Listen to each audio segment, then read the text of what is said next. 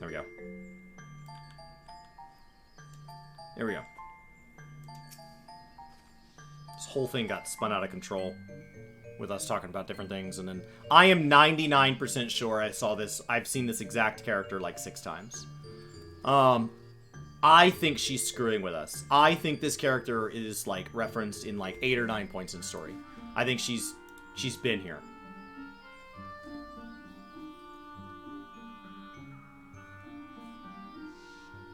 I think she's screwing with us. I think she's talked to us before. She knows who I am. I think she's screwing with us. Praise be to the elementals. I cannot express how happy I am to see an adventurer with a truly gentle heart. The Sylphs of Little Solace are sorely in need of aid. Pray hear me out, familiar friend, I mean complete stranger. Being a temporary settlement, Little Solace wants for amenities, not the least, a stout set of defenses, and other amenities like a pool. Consequently, beasts from moms around are free to wander in and terrorize the hapless residents, who also want a pool. Diseased gorlins and gnawl gnats that roam these parts are especially troublesome, but slaying one of each should serve as a warning to the rest. Especially do it publicly, slit the throat, hang it from a tree. Furthermore, perhaps you could gather 3 brownie bushes as well. They play an important role in Sylphic culture. They taste like brownies.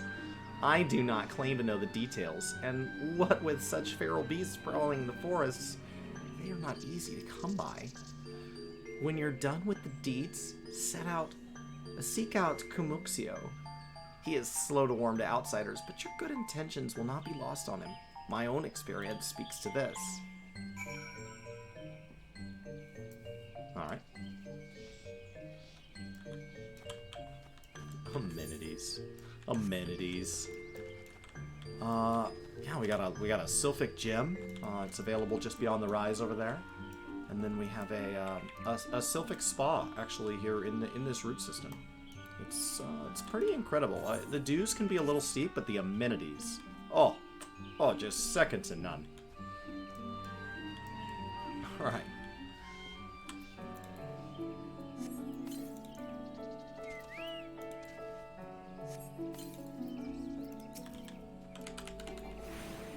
There we go.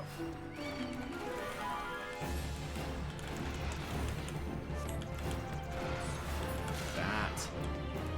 Oh, did you pull a second one? Dude, Quaylander, we're only supposed to pull 1. They said only murder 1. Oh god, diseases are gonna be pissed. Alright. Those don't even give me experience. Oh, I need, is there a male Moogle here? Anybody seen a male Moogle? Male Moogle. Male Moogle. 70 gil. I'll head back myself, thank you. Quaylander, come with me. We were given a gift yesterday. Fido sent a gift at the end of stream, and we gotta go receive it. It should be right here in this mailbox. We going after Jobstone soon? Yes. The Sumi or whatever his name is, he's been wrecking my voice. But I think this is my last quest with him. His, like, old man Yoda voice is, it's wrecking me. So, when I talk to... I will tell you, that lady looks so familiar that when we get to this point in Realm Revoiced, it kind of makes me want to put all of her under one voice and just really screw with. Like, let's just lean into it. Oh, is it the same person? Yeah, I thought so too. Look. There it is. Fido, thank you so much. Let's go to...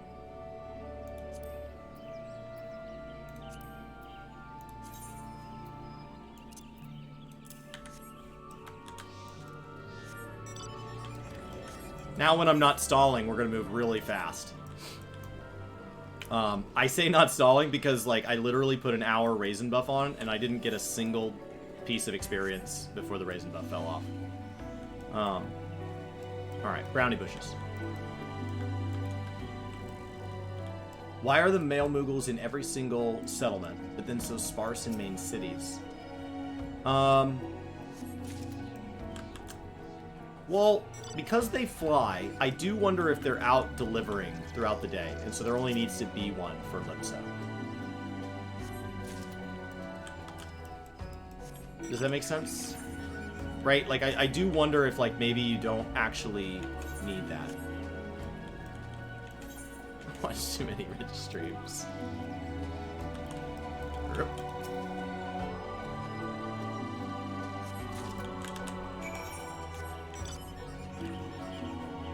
I got the mount. Fido gifted it to me. I didn't want to buy it because I went to that fan fest and then, like, never... The code got misplaced. And so, like, I never... So I was always being stubborn. It's a great mount for leveling. It's a great mount for any time you're in a zone that you don't have flight. Remember that once you have flight, all mount speed buffs from the stars or from the Fenrir doesn't matter. Oh, I mean, we killed 2 of the Zezes. Like, if we're going to kill 2, let's kill 2. Let's really piss some things off. I'm very thorough. I am not getting experience for this.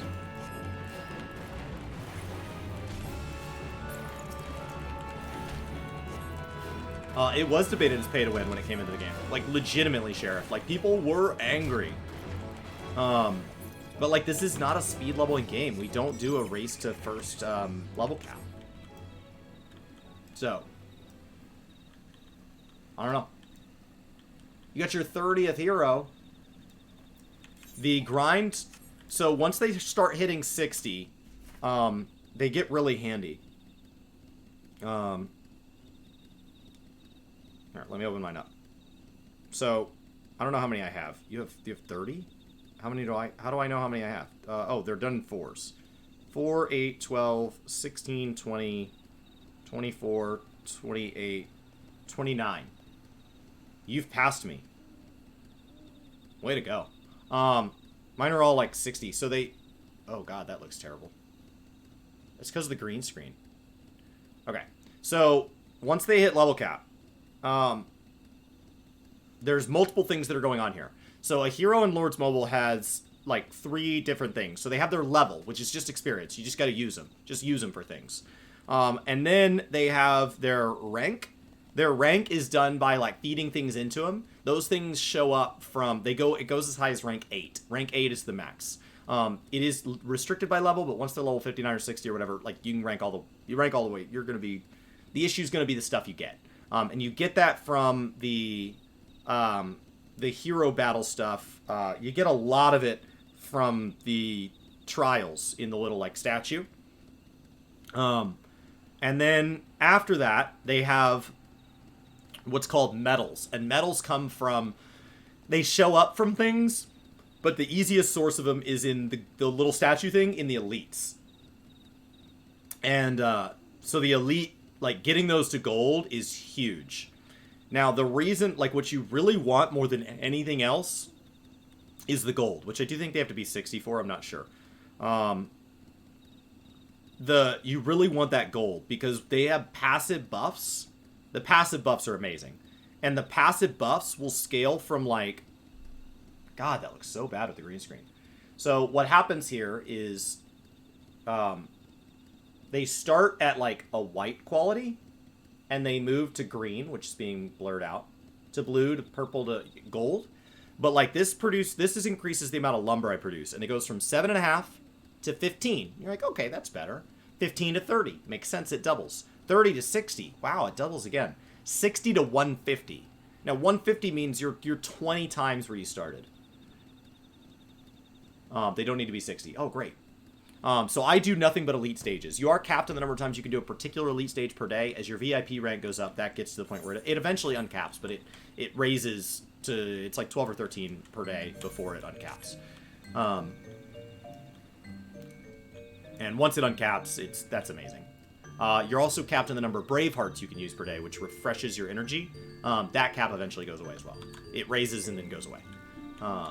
So my VIP level, I'm at VIP level like 13 or something like that, and that all goes away. Yeah, I'm VIP level 13, and I have 13 daily Braveheart uses. When I go to 14, the Braveheart uses goes unlimited. There's only VIP 15, so I'm almost at the highest one. The problem is that the VIP levels get really far apart. Like, I'm at 702 of 730,000, which is crazy. My VIP progresses not only from the daily login stuff, which I think moves it up, but I have a familiar that gives me VIP items every day. And so that really helps. So I'll move forward a little bit every single day. Every day I remember to log in. Just most days. It's the nature of a mobile game. So, we've learned Kamuxio is a boy. I don't know that they have to have pronouns, but the game, especially in ARR, did always assign people pronouns. But the garlic people don't look. There's no distinguishing feature. It's the same character model. So, this is, how do I know who's a boy and who's a girl? They refer to themselves in the third person, but not by gender.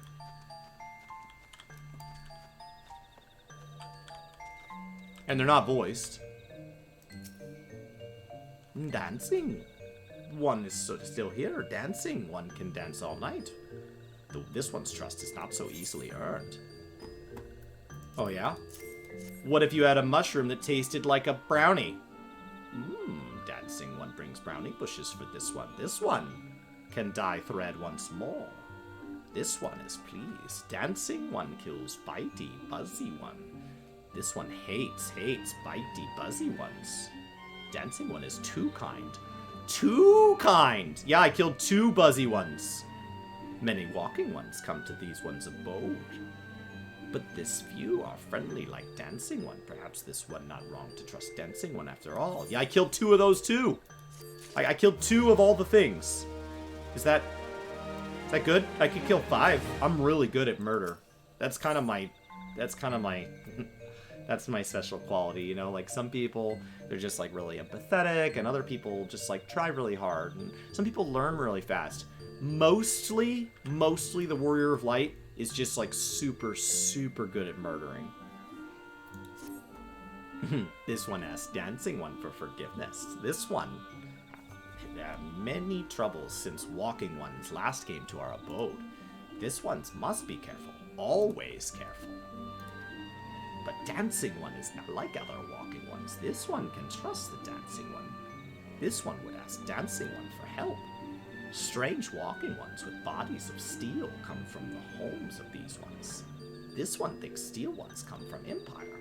Where Empire goes, many living ones become dead ones. Trees fall, bushes burn. These ones' homes in danger. Danger! This one begs of dancing ones to help us with no one knows more. Dancing one is the friends, and with these ones and walking ones, yes? Dancing one must speak to these ones here and walking ones in hut house to find out more. This one has bad feeling. This one fears steel ones after something, but one should speak no more. Go dancing one. This one's depends on kindness of dancing one.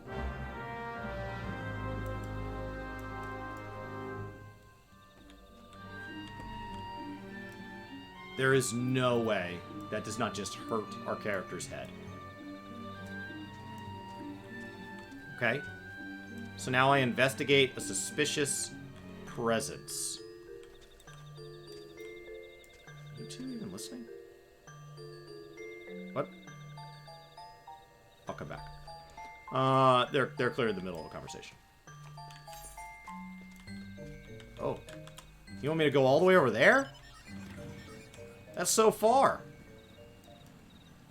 Alright. We'll find out. The Warrior of Light talks to Urianger. Urianger is one of the reasons I became a story skipper. I mean, I was primed to be a story skipper, But, like, the moment you get to Urianger, it's like, oh, yeah, this game isn't for me. Can't do it. Can't do it. To get through Shakespeare stuff in school, I had to read out loud. And I watched, in high school, I guess, was when the movie with, like, Leonardo DiCaprio came out. Around Romeo and Juliet and stuff. And, like I had to, it was really hard for me. And, like, I'm from a family of readers, and so, like, I am just a moron when it comes to that stuff. And it frustrates my wife to no end that, like, I can keep up with her in Bananagrams or, like, the Wordle, because, like, she's so much smarter than me, and she knows so much more about language and the written word than me.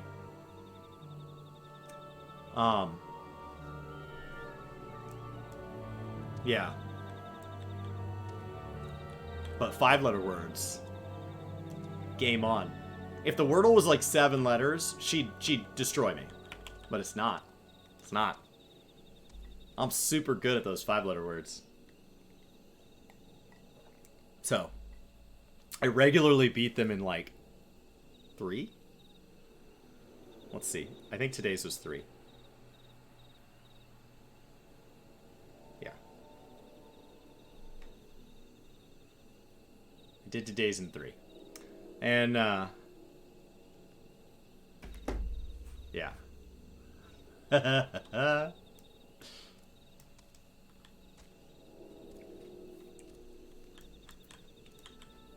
She'll get it in 6, because she knows too many words for her own good. I don't know all those words she's guessing. She's guessing words I've never heard of.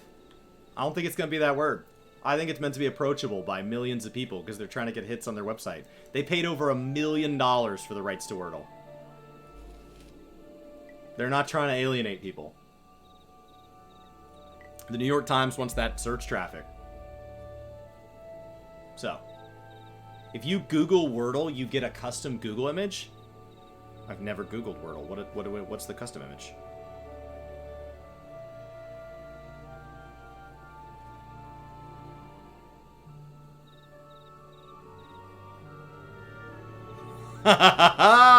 That's so delightful. Oh, that's so nice. At the very top. Oh, it's not going to do it. Oh, yeah. So Google up there at the top becomes little Wordle things and, like, rotates through. Oh, that's nice. Oh, that's so nice. Somebody's job is out there to just make Easter eggs on Google. That's like a real job with, like, I don't know. So, what's so great about the Wordle? I do it as a social thing, because, like, my brothers and my wife are super into it, and so it's just, like, a fun thing to kind of, like, you know, when you have a really good day on Wordle, you kind of reach out, or a really hard day on Wordle, and you're like, oh, did you do the Wordle? It's just a brain teaser. I actually get a lot more joy out of Sudoku. I like numbers a lot better. If it's not obvious by the fact that I have a spreadsheet about, you know, some dungeons in this game. I like I did the Tower of Zot kind of gil per hour and stuff. So, like, I like numbers a lot better. I've always found language tends to kind of be a little harder to process. I really enjoy these cracking the cryptic Sudokus. I don't know if you've seen those. They take me about 10 to 30 minutes.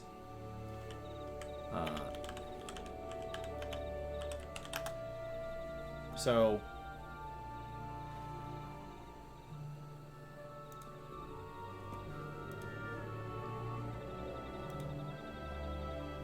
all right.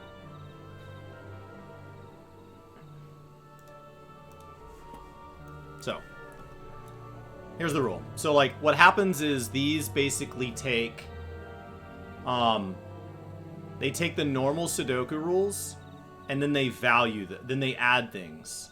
So, like, this, and it varies, every puzzle varies. So, like, this one says a value outside of a row or column, these up here and out here, which you can't click on, which drives me nuts, because once I've satisfied these, I want to click on them. tells you the position where that row goes bust, meaning it's a like a blackjack thing. If you sum the leftmost or topmost, if you add them together, it will tell you the spot where the sum crosses over 21. It goes bust. So if it contains 3, 8, 4, 6, 9, 2, and 5, 1, and 7, then you have 3, 11, 15, 21. Okay, so it didn't go bust on 4, but it did go bust on 5. And so you'd go to 30. And so it'd be 5. All right? And so you're basing it on that.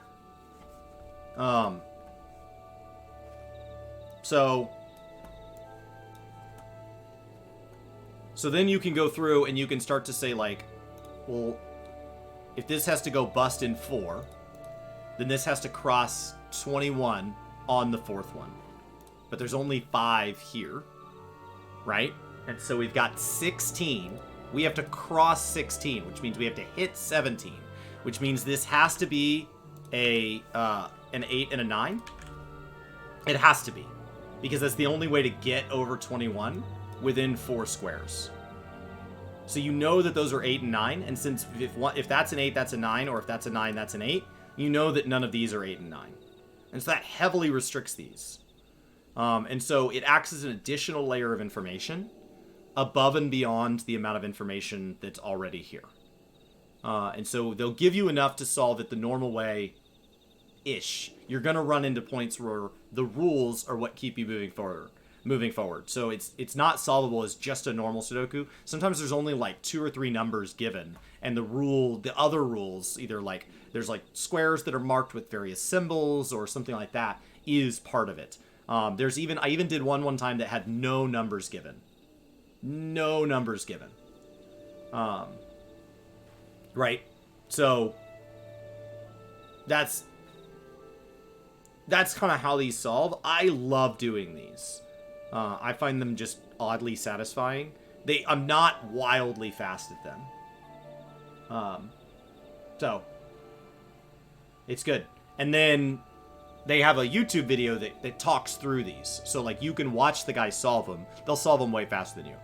The only ones I do are what they call GAS. G-A-S. Genuinely approachable Sudoku. Because for these guys, they consider those approachable. This is a genuinely approachable one. The ones that are not genuinely approachable honestly hurt my head. But I'm getting better. They said once I finish the GAS playlist... I've done like 80 or 90 of the GAS ones. They said once I finish the GAS playlist, I should go back and try those, is what the community says. So I've been getting into cracking the cryptic over the last like 6 months, and I've probably done 100 of these. I do about 5 a night while we watch TV and stuff. And so I probably knock out 25 to 30 of these a week. And I've been doing that for like months. Except like the weeks that I'm on vacation, I don't do any. So, like, I've probably done more than 80. I've done a lot of them. But I enjoy them. I'm not, like, if you go check the comments, people are like, oh, I did this one in 5 minutes, 4 minutes, 9 minutes. Like, a video will tackle 5 of them. And it'll be like, oh, I did them, in a total of 25 minutes. And, like, my first one's 33 minutes. Like, even if I wasn't watching TV, it's still 15 minutes. Because I've tried that. I've tried, like, okay, I'm going to turn off everything. Before my wife gets home, I'm going to sit at the table, and I'm going to crank one of these out. And I'm just not fast enough. It's mind-blowing. I mean, it's possible people on the internet are just lying, but, like, it's also possible that people are just that good. Alright. So, yeah. We could start each day solving one of these. It'd just be the first 30 minutes of stream. But I'd rather get through story. So, we'll put that away. Alright.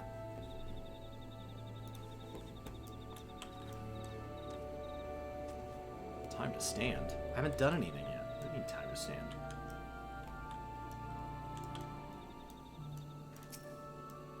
Bird. Dude, seriously? Seriously? Move. Little courtesy. Alright. Here we go. Don't mind the giant bird. He's fine. Men clad in strange armor. Now that you mention it, I did see some suspicious types of late. They're gathering deep in the forest. Simply assume they are adventurers. Oh. Okay. In theory, I think we're asking about the Empire. Which is good. Let's get the Empire as an enemy here. I do need to go get my job stone at some point. Fearsome types clad in head to toe in steel, you say? Imperial soldiers, no doubt. I could tell what they're plotting, but... Couldn't tell you what they're plotting, but I'm sure it's nothing good. Who are you talking to? This guy thinks you're nuts as he stares off into space, talking. Like, look at Florimond. Oh.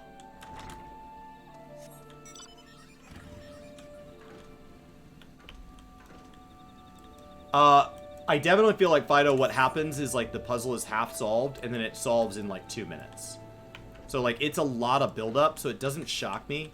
I was trying to get better with words a couple years ago, and I started doing crosswords every day.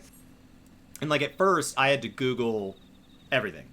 I'd have to Google the names of all the, like, 1900s writers or whatever. And, like, I Google all the, like, proper nouns first, because it's like, well, if I don't know it, I don't know it. And, like, see if that got it. And then other times, like, I'd be like, I have to Google crossword word that's 5 letters, ends in an S. And, like, look through that whole list and all that. And so, like, I just had to basically kind of cheat my way through. But, like, as long as you're making an effort, after a couple months of doing, like, one crossword every day, I got a lot better. Like, you get to where you recognize certain words and you recognize certain patterns, especially if you stay on the same crossword writer. Because the writer that has to write these daily, they will reuse... You don't need to know everything that can be in a crossword. You only need to know everything that person puts in a crossword. And so, like, different writers have different patterns. And so, like, my wife was doing the same crosswords every time, but then eventually she got to where that made it boring because she knew everything. Like, she could fill out half the crossword just from, like, the words they always use, without even really making an effort. And then, so she was flying through crosswords. And then that's why she started rotating different crosswords in. Because if you're doing different crosswords, and, like, some are known for more difficulty than others. So I think, like, when I asked her where to start, she started me with, like, USA Today. Theirs is not too bad. And I think online their, like, letter thing marks it red automatically if you miss it. So, yeah. This area was 2 hours of fetch quests. That does not shock me. Any of you who've ever read Lord of the Rings or listened to it on books on tape, the Ents are a point that just feel like the story just stalls out. In the movie, it's like 2 10-minute segments in like a 3 to 3.5 hour movie. In the books, it's like multiple chapters. It's insanity. And it's like you just fall asleep. And from a dailies perspective, these are the worst dailies, the worst battle-based dailies in the game. Like, the Sylphs are the worst battle dailies in the game, objectively by far. And when they added flying to ARR, Amalja got better. These did not. Kobolds got better. These just did not. These stayed bad. Because their dailies do not allow you to mount up. Because you have to, like, stealth carry a rock, like, from there to there. And in, like, 3 minutes. And if anything attacks you, you die. Like, it's so bad. Even at level 90, with a mount, these suck. And they were meant to be done at 50. Oh, God. No. No. Are you guys still arguing? Strange steel walking ones. This one has seen. Steel walking ones carry big boxes. Maybe walking ones hunt for shiny treasures. This one likes treasure. Okay.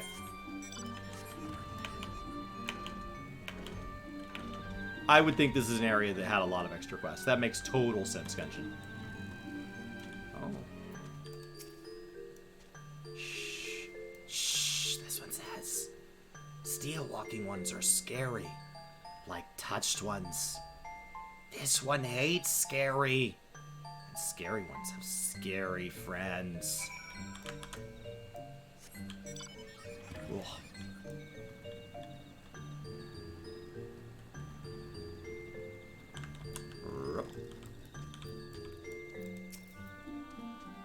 This one happy to see the dancing one return.